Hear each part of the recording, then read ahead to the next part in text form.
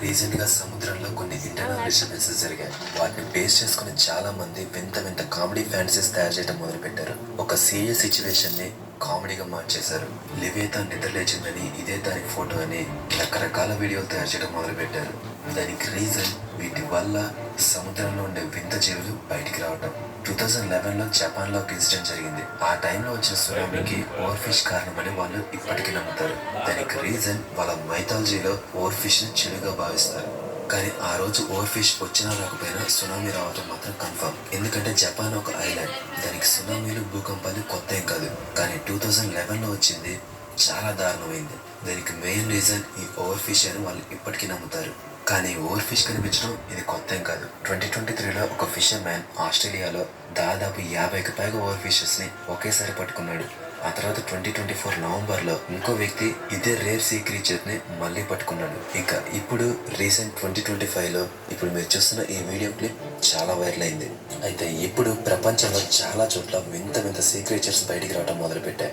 దానికి main reason deep sea mining. ఒక మానవుడి అత్యాస వాటి ప్రాణాలు తీసేస్తుంటే చాలా మంది వాటిని ఫ్యాంటసీస్ గా మార్చేసి లివేతా నిద్ర లేచిందని, రాకాసి ఉందని జనాల్ని రాంగ్ మ్యానిపులేషన్ చేస్తున్నారు. సో ఈ రోజు ఈ టాపిక్ ని కంప్లీట్ గా అర్థం చేసుకోవడానికి ట్రై చేద్దాం. Hi, this is money. Let's start our video.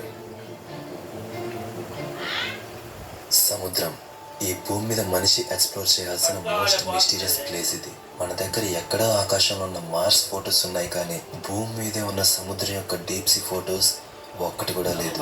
2020లో NASA sudden గా ఓషన్ కి సంబంధించిన కంప్లీట్ ఎక్స్ప్లోరేషన్ ని ఆపేసింది. దానికి రీజన్ ఇప్పటికీ స్పెసిఫై చేయలేదు. ఈ భూమి మీద ఉండే ఓషన్స్ ని మనం 5 పార్ట్స్ గా డివైడ్ చేసాం. Indian ocean, Antarctic ocean, Atlantic ocean, Pacific ocean. కానీ ఇప్పటిదాకా ఒక మనిషి వెళ్ళింది, తన కెమెరా చూసింది ఓన్లీ 5% మాత్రమే. కానీ దాని డీప్ డౌన్ లో ఎన్ని మిస్టరీస్ ఉన్నాయో ఎవరికి తెలియదు. ఏ కన్ను చూడలేదు కూడా. అయితే సముద్రం పైన మీరు చూసే జోన్ సన్ జోన్ అంటారు. ఈ జోన్ లో తిమింగలాలు, తాబేళ్లు, షార్క్లు, చేపలు, మనం రెగ్యులర్ గా వీడియోస్ లో చూసే క్రియేచర్స్ అన్ని ఇక్కడే అవపడతాయి. ఆ తర్వాత ఒక 1000 మీటర్ లోపలికి వెళ్తే సన్ లైట్ కొంచెం కూడా జరగదు, అక్కడ వెలుగు కూడా ఉండదు. ఇలా లోపలికి వెళ్తున్న కొద్దీ వింత వింత క్రియేచర్స్ చైన్ సైజెస్ బయటకు పడుతూ ఉంటాయి. టైటానిక్ కూడా సముద్రంలో 3800 మీటర్ల అడుగులో పడిపోయింది. ఆ ప్లేస్ లో కనిపించే క్రియేచర్స్ భూమి మీద మీకు ఎక్కడా కనిపించవు. అక్కడ ఉండే జీవులు చాలా వింతగా ఉంటాయి. ఎంతలా అంటే అసలు ఇవి భూమికి సంబంధించినవేనా లేదా ఏమైనా అవుటర్ స్పేస్ వా అనే క్వశ్చన్ మార్క్ క్రియేట్ చేస్తాయి. అయితే ఈ భూమి మీద ఎక్కడా జరిగిన మైగ్రేషన్ ఈ సముద్రంలో జరుగుతుంది. డీప్ సీలో ఉన్న కొన్ని లక్షల క్రియేచర్స్ ప్రతిరోజు రాత్రి సముద్రం ఉపరితలానికి వచ్చి లోపలికి వెళ్ళిపోతాయి. దీనికి మెయిన్ ప్రూఫ్ నావీ వాళ్ళు ప్రతిరోజు నైట్ హాల్టింగ్ కి వెళ్ళేటప్పుడు వాళ్ళకి సముద్రం ఒక్కసారిగా పైకి ఉప్పొంగుతున్నట్టుగా రాడార్స్ సిగ్నల్ చూపించేది. అసలు ఏంటా అని చెక్ చేస్తే ఎన్నో సీ క్రియేచర్స్ ఒక్కసారిగా పైకి కిందకి రావడం వాళ్ళు చూశారు. ఇలా వీళ్ళు ఇచ్చిన దాన్ని బట్టి సైంటిస్ట్ కన్ఫర్మ్ చేసింది ఏంటంటే ప్రతిరోజు సూర్యుడు వెళ్ళిపోయిన తర్వాత సముద్రంలో ఉండే ఎన్నో క్రియేచర్స్ సముద్రం ఉపరితలానికి వచ్చి లోపలికి వెళ్ళేవట. ఇలా వచ్చిన వాటిలో కొన్ని తప్పిపోవటం, కొన్ని చనిపోవటం, కొన్ని అలసిపోయి ఆగిపోవటం. అలా జరిగినప్పుడు మనకి అవపడేవే ఈ క్రియేచర్స్. దీన్నే మన వాళ్ళు డైల్ వర్టికల్ మైగ్రేషన్ DVM అంటారు. అంటే సూర్యుడు వెళ్ళిపోగానే ప్రతి రాత్రి ప్రతిరోజు ఇది జరుగుతూనే ఉంటుంది. కానీ ఇంత పెద్ద మైగ్రేషన్ నైట్ ఎందుకు జరుగుతుంది? సూర్యుడికి భయపడా? కాదు, అవి పైకి వచ్చేటప్పుడు ఎవరు వాటిని తినకుండా ఉండటం కోసం. అంటే సర్ఫేస్ జోన్ లో ఉన్న క్రియేచర్స్, టర్టిల్స్, తిమింగలాలు ఇలాంటి క్రియేచర్స్ డే టైంలోనే ఎక్కువగా యాక్టివ్ గా ఉంటాయి. అంటే ఇవి సన్లైట్ ని బేస్ చేసుకుని వేటాడతాయి. సో ఈ క్రియేచర్స్ నైట్ పైకి వస్తే అవి రెస్ట్ పొజిషన్ లో ఉంటాయి. కానీ ఇప్పుడు డే టైంలోనే వింత వింత క్రియేచర్స్ బయటకు వచ్చాయి. కానీ ఎందుకు? దీనికి సైంటిఫిక్ రీజన్స్ లో ఫస్ట్ వన్ వచ్చేసి క్లైమేట్ చేంజ్. హ్యూమన్ వరల్డ్ లో డెవలప్డ్ కంట్రీస్ అయిన అమెరికా, చైనా లాంటి దేశాలు వాటిని పవర్ఫుల్ గా మార్చుకోవడం కోసం రెగ్యులర్ గా ఎన్నో వేస్టేజెస్ ని సముద్రంలో రిలీజ్ చేస్తాయి. వాటి వల్ల సముద్రంలో హీట్ చాలా పెరుగుతుంది.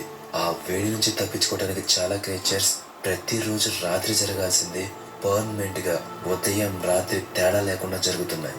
ఆ వేడి నుంచి తప్పించుకోవడానికి ఆ క్రియేచర్స్ పైకి రావడం మొదలు పెట్టాయి. ఎందుకంటే ఈ భూమి మీద పడే సన్లైట్ లో 90% సముద్రాలే అబ్జర్వ్ చేసుకుంటాయి. దానివల్ల గ్లోబల్ వార్మింగ్ ఎఫెక్ట్ చాలా ఇంక్రీజ్ అవుతుంది.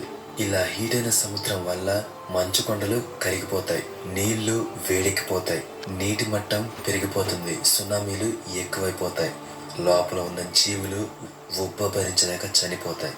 ఇక్కడ ఇంకో స్క్రీన్ మీద కనిపిస్తుంది, దాని పేరు స్కేరీ ఫుడ్ స్నైల్. దీని గుండె దాని కంప్లీట్ బాడీలో 4% ఉంటుంది.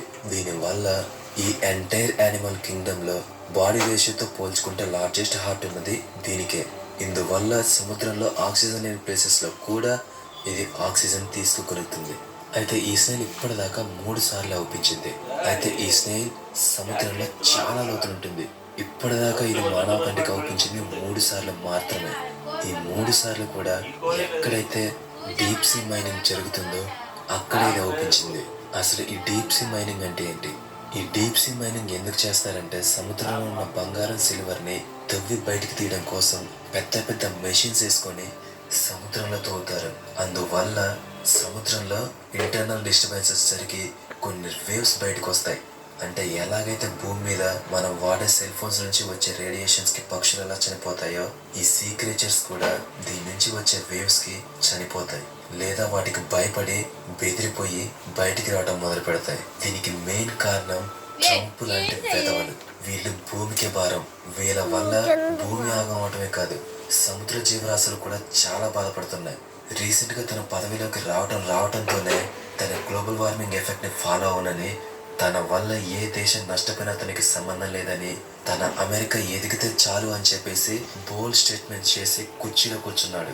తన దేశ సంపద పెంచుకోవడం కోసం తను డీప్ సీ మైనింగ్ ఖచ్చితంగా చేస్తానని బల్లగుద్ది చెప్పేశాడు. ఇప్పుడు అదే దారిలో మన పిఎం మోడీ కూడా కేరళలో డీప్ సీ మైనింగ్ కోసం ప్రాజెక్ట్ శాంక్షన్ కూడా చేశాడు. కానీ వీళ్ళ అత్యాశ కూడా ఆపటానికి ఒక దారి ఉంది, ఇంటర్నేషనల్ సీబెడ్ అథారిటీ. ఇది ఈ ప్రపంచంలో ఎవరు ఎక్కడ డీప్ సీ మైనింగ్ చేయాలన్నా దీని నుంచి పర్మిషన్ తీసుకోవాలి. కానీ ఇప్పటిదాకా ఏ కంట్రీ కూడా డీప్ సీ మైనింగ్కి పర్మిషన్ ఇవ్వలేదు. కానీ ఇప్పుడు అమెరికా బలవంతంగా చేయడంతో దీనిపై చాలా ప్రెషర్ పెరిగింది. అయితే ఇప్పటిదాకా 32 కంట్రీలు డీప్ సీ మైనింగ్కి నో చెప్పాయి, కానీ అసలైన వాళ్ళు దీనికి నో చెప్పలేదు. కానీ మనం అనుకుంటే దీన్ని ఆపొచ్చు.